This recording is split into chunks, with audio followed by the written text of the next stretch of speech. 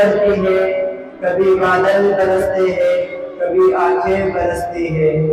اور میرے ہمنشین چل کہیں اور چل، اس چمن میں ہمارا گزارا نہیں۔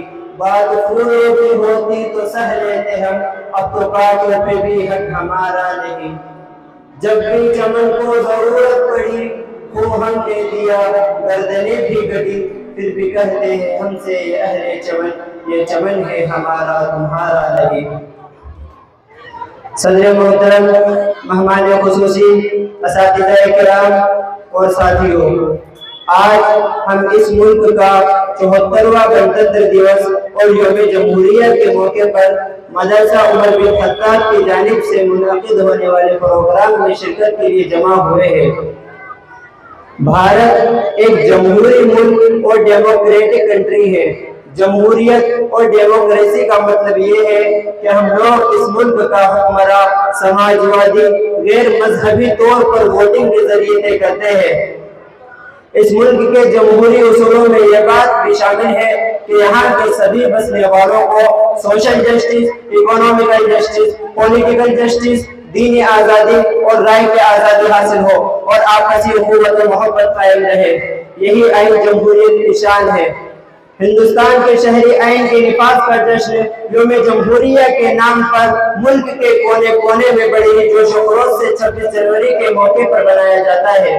یہ ملک 1947 میں انگریزوں کے ظالمانہ پنجوں سے کئی صدیوں تک لگاتار سوتنترتا کے لیے یدھ کے نتیجے میں ہمیں ملا ہے۔ حضرات، جمہوری اقدار اور ویلیوز کی حفاظت کرنے والے اس ملک پر اب خطرات کے بادل منڈلا رہے ہیں۔ عوام کے درمیان اشتعال انگیزی عام ہوتی جا رہی ہے۔ شہریوں کے درمیان بڑی تیزی سے نفرتوں کا بیج بویا جا رہا ہے۔ ہندو مسلم کے نام پر نفرتیں پھیلائی جا رہی ہیں، مسجد مندر کے نام پر نفرتیں پھیلائی جا رہی ہیں۔ بڑے بڑے رہنما نفرتیں پھیلانے کے موقع ڈھونڈتے رہتے ہیں اور باتوں کو رائے کا پہاڑ بنا کر پیش کرتے ہیں۔ انسانی جان جانوروں کی جان سے سستی مانی جا رہی ہے اور مخصوص جانوروں کے تحفظ کے نام پر عوام پر تشدد کے پہاڑ توڑے جا رہے ہیں۔ اور اس ملک کا ایک مضبوط ستون میڈیا جلتی ہوئی آگ میں پیٹرول ڈالنے کا کام کر رہا ہے۔ ملک کے ان عام حالات پر نظر ڈالنے سے اس بات کا اندازہ ہوتا ہے کہ جمہوریت ایک ڈکٹیٹرشپ میں نہ بدل جائے۔ ملک کا امن و بھائی چارہ خطرے میں پڑ چکا ہے، ہر طرف انتشار ہے، ہر کوئی امن کی آس لگائے بیٹھا ہے۔ موجودہ دور میں ملک کے باشندوں کی مینٹلٹی بدلتی جا رہی ہے اور جمہوریت کا گلا گھونٹ کر اس کے نام پر ہندو راشٹر کی تیاری کی جا رہی ہے، اور یہ بات کسی سے ڈھکی چھپی نہیں ہے۔ اگر ہم جان بوجھ کر حقیقت کو سمجھنے کے لیے تیار نہیں تو ہماری مثال بھی اس شتر مرغی کی طرح ہے جو شکاری کو دیکھ کر اپنی گردن پنکھ میں چھپا کر یہ سمجھتا ہے کہ میں سیف ہوں، اور شکاری آ کر اس کا شکار کر لیتا ہے۔ ان حالات میں ایسی ذہنیت اور قوت کو سمجھنا ہوگا اور قوم کی سلامتی اور دیش کے ساتھ خیر خواہی کے جذبے کے خاطر قانونی طور پر ہمیں ان سماج کے ہر اصول کو سمجھنا ہوگا، ورنہ اس ملک سے مائنورٹیز اور خاص طور پر مسلمانوں کا نام مٹانے کی تیاری کی جا چکی ہے، اور بہت سے مسلمان منافق دین و قوم کے غدار اس میں اہم کردار ادا کر رہے ہیں۔ ہمیں سماج کے ہر میدان میں، خصوصاً تعلیم کے میدان میں آگے آنا ہوگا، اور نہ صرف دینی تعلیم میں ترقی حاصل کرنی ہے بلکہ عصری تعلیمی تقاضوں کو بہترین انداز میں عالمی بدلتے ماحول کو دیکھتے ہوئے پورا کرنا ہے۔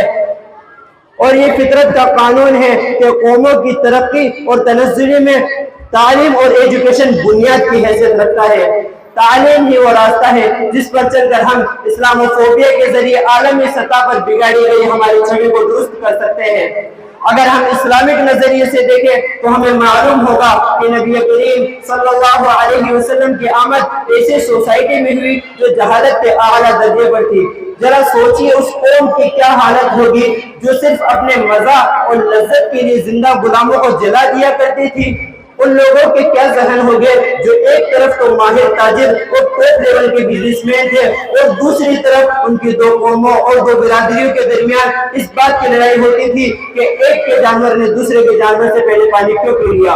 और उनकी कैसे सख्त दिल हो गए जो अपनी बेटियों को इस वक्त इस वजह से जिंदा जमीन में दफन कर दिया करते थे कि वो लड़की है और लड़की की पैदाइश उनके यहाँ शर्म की बात थी।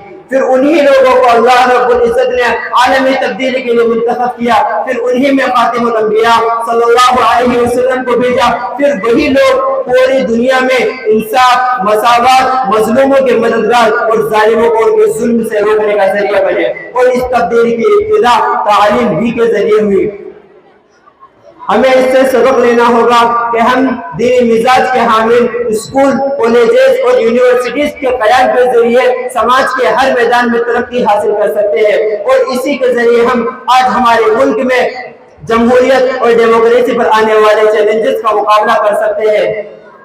जहां हम आज के दिन को सेलिब्रेट करते हैं वही हम पर यह भी जरूरी है कि हम हिंदुस्तान के कानूनों को समझे और सही तौर पर अपने हुकूक का मुतालबा करें, फिर कमजोरों और मजबूरों को उनका हक दिलाए। और ये सब चीजें तालीम के बगैर नामुमकिन है।